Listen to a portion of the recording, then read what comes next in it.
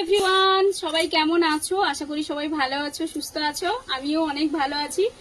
আর কালকে রাতে এসেছি বাবার বাড়ি, এটা তোমাদের সাথে শেয়ার করা হয়নি।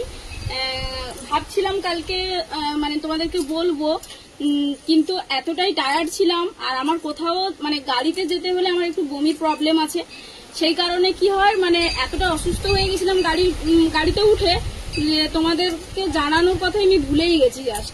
তো যাই হোক, কালকে রাতে বাবার বাড়িতে এসেছি, দিয়ে এত টায়ার্ড ছিলাম, ফ্রেশ হয়ে ঘুমিয়ে পড়েছিলাম। তো সকালবেলা ঘুম থেকে উঠে আমি যে রুমটাতে থাকি, এই যে জানালার দেখো, এই যে জানালার এই রুমটাতে আমি থাকি।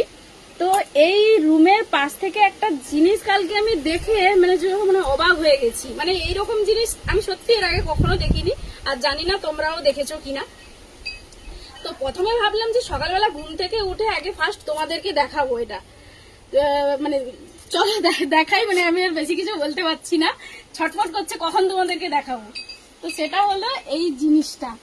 এটা কি বলতো, এটা পেঁপে। আমিও বোকার মতো তোমাদেরকে বলছি, অনেকে আবার বলবে এটা পেঁপে, কেউ যেন জানে না। আর এটা পেঁপে সবাই জানে, কিন্তু এত বড় পেঁপে আমি এর আগে, বৌদি কাছে আরো নিয়ে আসো, এত বড় পেঁপে এর আগে আমি কখনো দেখিনি। আমি তো দেখিনি পার্সোনালি।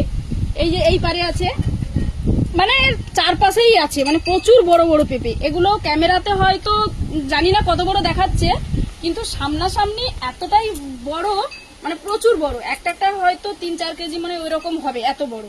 মাকে জিজ্ঞেস করলাম, মা বলছে এগুলো পাকানোর জন্য রেখেছে, আর এর ভেতরে যে দানাটা ধরে আবার গাছ তৈরি করবে বলে রেখেছে।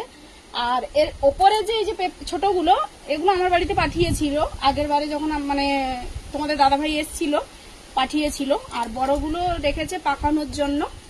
তো এই জন্য ভাবলাম যে চলো একটু তোমাদের সামনেও মানে সঙ্গেও এটা শেয়ার করি, কারণ এত বড় জিনিস তো আমি কখনো দেখিনি। আর তোমরা দেখেছো কিনা কমেন্টে অবশ্যই জানিও, ঠিক আছে? তো চলো, বাই।